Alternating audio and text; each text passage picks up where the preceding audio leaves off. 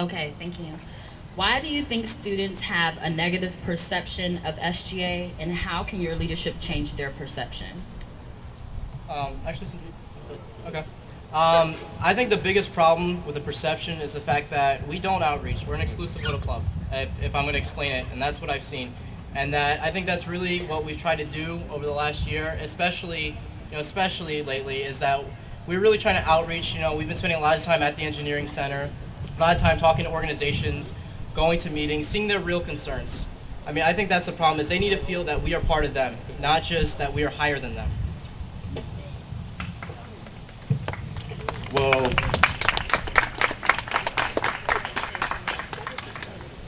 I think one of the things I'd like to change is when you think of SGA, first off, most people don't even know what SGA is, so there's a certain fear about it or fear of not knowing what it is, and so you kind of grow a negative connotation towards it.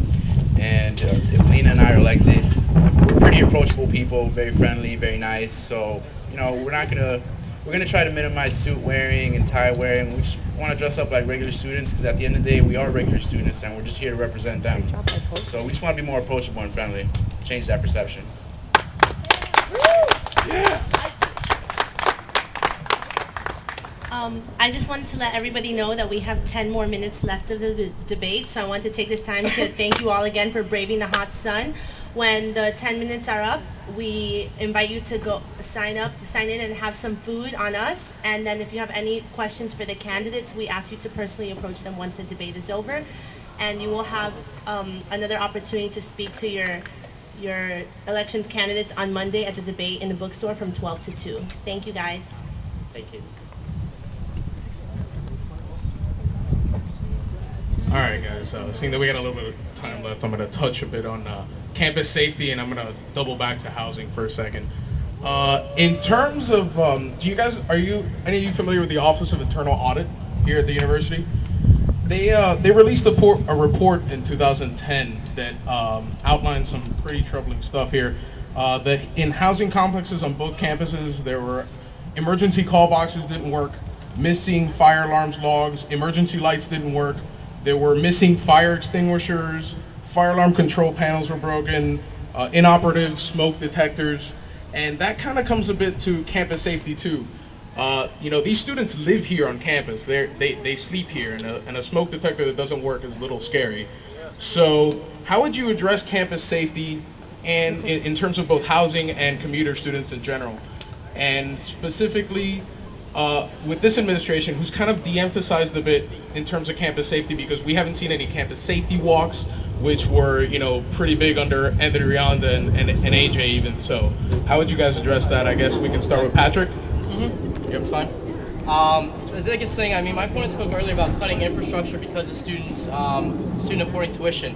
I understand students need to afford tuition, but we're a growing university. When I went up to Florida State, that they're very proud of, and University of Maryland, when I visited there also, they're very proud of their call boxes, the blue light trail, as they call it. Cutting activity and services fee, that was the major spearhead for that. And I think we definitely need something where we have, every so often, where they can click and the police will show up at time's notice. I think infrastructure is one thing we do need to improve.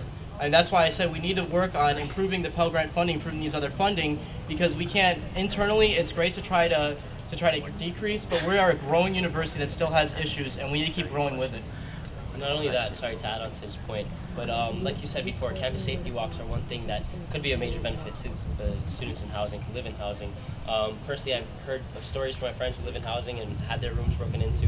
It's troubling. These are troubling problems that they face, and we believe that these safety walks by campus police could be very beneficial to these students living in housing, because at the end of the day, it's their investments. This is their home.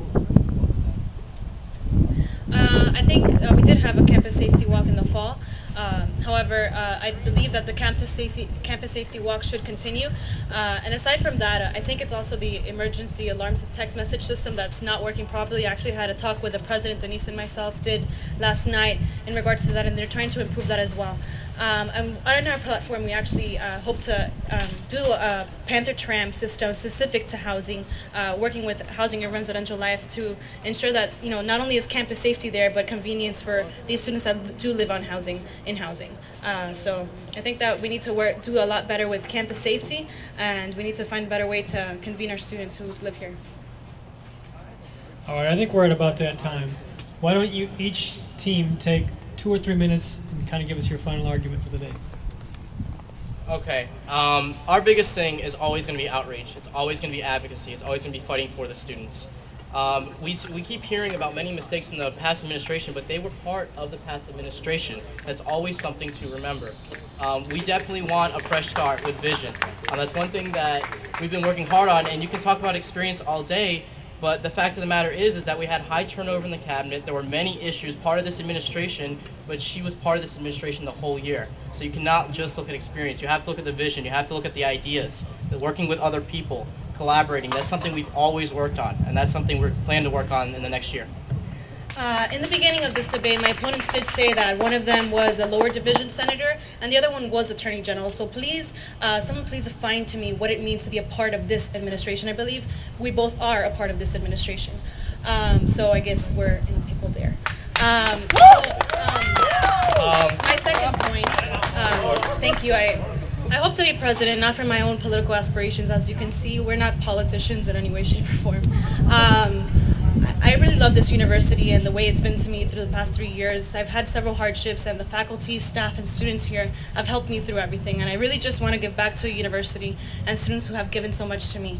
And I know Kevin, this is FIU is more than a school to me, and Kevin, it's a home away from home. And really, the people here and in front of me, even my opponents, are like a family to me. So that's it.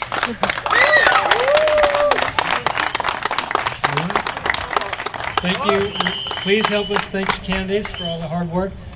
Andrea, is there anything else you want us to cover? All right. Thank you. Great job, everybody. Thanks for coming out. Enjoy some food conversation.